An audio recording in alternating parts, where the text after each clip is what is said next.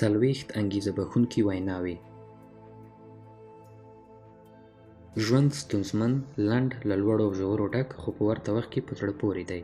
له ژونده خوند واخلئ، خپلې موخې تعقیب کړئ او مینه خپره کړئ. په دې ویډیو کې به تاسو ته څلوېښت انګېزه بښونکې ویناوې وړاندې شي چې د مختلفو مسایلو په اړه دي. ته دې نړۍ ته یو ډالۍ یې، ته بېنظیره او بې همتا یې. ژوند دې کولی شي هغه څه کړي چې غواړي یې. ورځې پیدا کړه او په شېبو کې ژوند وکړه. د ستونزو په پرتله د لاسته راوړنو ته ارزښت ورکړه. هره ستونزه دې چې مخته راځي، په سړه سینه یې پر وړاندې مبارزه وکړه. ستا په وجود کې ډېر څه شته، درک او جرأت ولره او غښتلی اوسه. ځان دې مه محدودوه. ډېری خوبونه دې په انتظار دي چې واقعیت ومومي. کومې پرېکړې چې نیسې ډېرې مهمې دي او هغو ته باید د چانس او بخت په سترګه ونه ګورې. خپل غوره ټکي پیدا کړه، موخې ته دې ځان ورسوه او ویاړونه وزېږوه. له دې هېڅ بل بیکار او بېهوده څه نه دي چې ژوند دې په تشویش تېر کړي. هر څومره مو چې ځان په یوې ستونزې کې بوخت وساتئ، نو هغومره هغه ستونزه سخته کېږي. مسایل جدي مه نیسئ. ژوند دې په آرام سره تېر کړه، نه د افسوس او پښیمانۍ سره. کله ناکله احساس کوي چې همغږی او هماهنګه نه یې، نو د یو بهیر او یا ټولنې سره یو ځای شه. خپله دننه غږ غلی مه پرېږده او وایې وره. د خپل وجود او ذهن غږ سره دې مل شه. د شتمن کېدو په اړه دې فکر وکړه. دوستانه اړیکې ډېرې ارزښتمنې دي.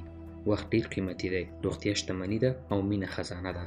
ذهن دې د په زړه پورو او ښکلو خاطرو سره بوخت وساته، تر څو وشي کولی د پریشانۍ په مهال ورته رجوع وکړي. هغه خاطرې دې یاد ته راوله چې ته یې په فکر کولو د ارزښتمنتوب احساس وکړي. هیلو او امیدونو ته دې په زړه کې وده ورکړه، تر څو وشي کولی په مرسته یې د سبا لپاره منظمه برنامه جوړه کړي. خوښي دې د خپلو شاوخوا کسانو سره وویشه. که په خوبونو او هیلو دې پانګه اچونه وکړي، نو ضرر به ونه ګوري. نورو ته مسکا وکړه او پایله یې وګوره چې هغوی دې پر وړاندې څه ډول غبرګون کوي. خپل وخت دې په داسې بڼه تېر کړه چې وروسته بیا پرې پښیمانه نه شي. یوازې پیسې هر څه نه دي، نور هم ډېر څه شته چې اړین او ضرور دي. دا په رښتیا هم جالبه ده چې متوجه شو او خپل تېر ژوند ته پاملرنه وکړو او درک کړو چې کومې شتمني مو لاسته راوړي، د پیسو سره یې هېڅ تړاو نه درلود. تر ټولو بد منتقد مه اوسه. تر ټولو غوره جوړېدونکی او متحد واوسه. نقد اسانه دی او نقد بد هم نه دی، خو د نقد ترڅنګ باید حل لارې هم ولري. دا ومنه چې ډېر انتقاد کوونکي د هېڅ چا نه خوښېږي. کله ناکله باید سرو زرو کڅوړې پسې هڅه وکړي، خو کله ناکله باید ځان ته هم استراحت ورکړي. مطلب دا چې داسې هم نه ده پکار چې ټول عمر او تل دې په کار بوخت وي. د انسان د روغتیا څخه هېڅ څه هم مهم او ارزښت لرونکي نه دي. خلاق واوسه. ته هنرمند یې. ته هغه څوک یې چې الله تعالی ټوله نړۍ ستا د خدمت لپاره ګمارلې. خپل انځور دې رسم کړه، خپل رنګونه انتخاب کړه او هغه رنګونه چې ستا د مسیر مخه نیسي هیر یې کړه. په ژوندانه کې د ځان لپاره داسې کړنلاره وټاکه چې تر ټولو غوره وي. د لومړني ګام په پورته کولو سره ناهیلی او ستړی کېږه مه. هڅه وکړه چې خبرې او اعمال دې سره برابر وي. د ټولو نه مهمه دا ده چې باید د سم مسیر په لوري حرکت وکړو، خو باید د خپلې موخې په ترلاسه کولو کې دومره هم غرق نه شو چې روان ژوند او خوندونه هیر کړو. ژوند اسانه نه دی، خو دومره ستونزمن هم نه دی چې له کولو یې انکار وشي. راځئ چې د هغو کلیشه‌ایي کلماتو له ویلو ډډه وکړو چې په حقیقت کې څه نه دي، خو په تکرارولو یې یوازې خپل اذهان مغشوشوو. دا چې نااشنا څه ومومې او کشف یې کړې، په هکله یې ډار مه کوه. نوي څه پیدا کول او د نوي څه سره مخامخېدل که نور څه نه وي، تجربه ده او پخوي مو. له هغو مسیرونو څخه چې وړاندې هېڅ نه یې تېر شوی، ویې ازمایه. ښایي سبا ته بیا دا موقع ونه مومي.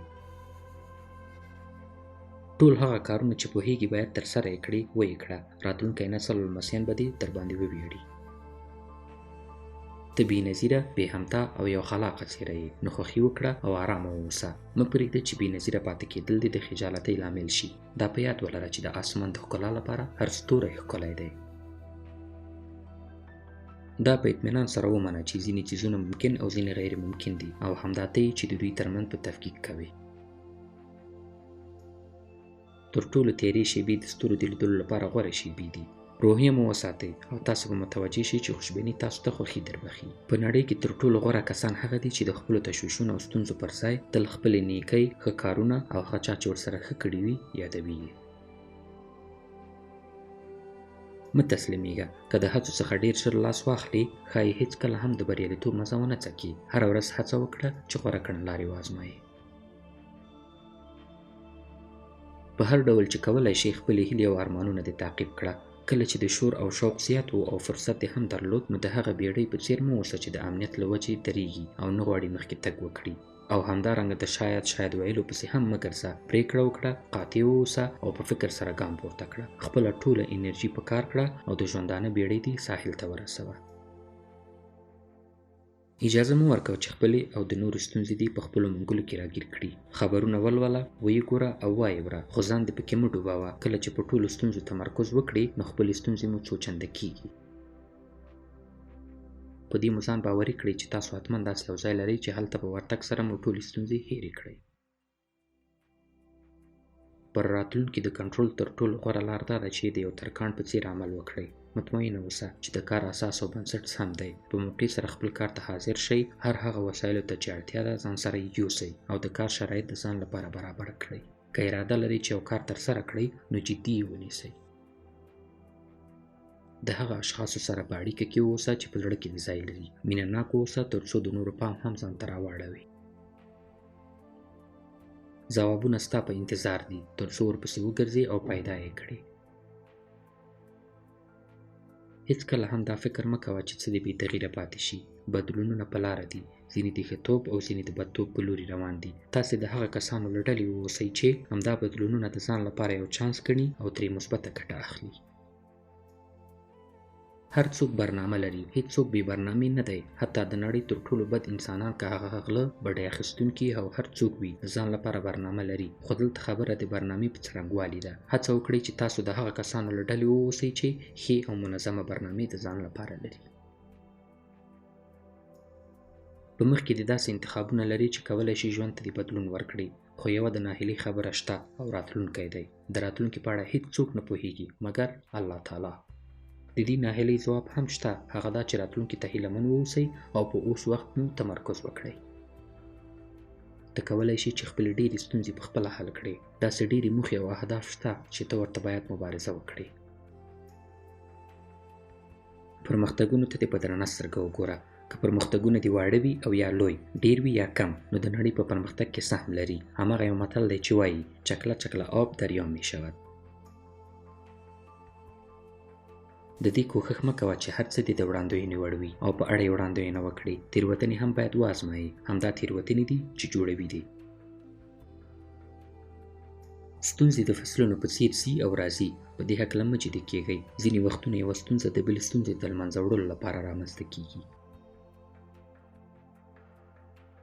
د ژوندانه راز په دې کې دی چې هر هغه څه دي چې مخته راځي باید غوره ګټه ترې واخلئ. هره ورځ په یوې نوې ورځ واړوه. د پوهې، معلوماتو او د تجربې د ترلاسه کولو پسې واوسه.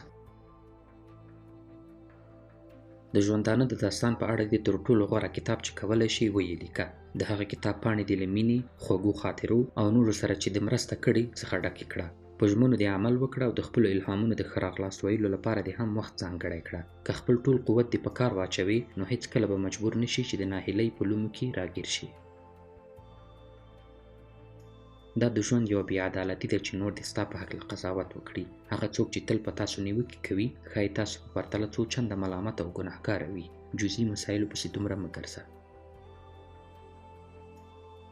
دا ومنه چې هیڅکله ناوخته نه ده او دا مو ځان ته تلقین ورکړي چې تاسو له کاروانه پاتې نه یاست. معمولي کارونه په سمه او غوره توګه ترسره کړئ. خوښ، هیلهمند او خندان اوسه. د دې لپاره چې درک کړئ چې بریالیتوب یعنې څه، باید ترلاسه یې کړئ او تجربه یې کړئ. که غواړئ لوړو پوړونو ته ورسئ نو په کار ده چې باید هر پوړ څخه تیر شي او تجربه یې کړئ.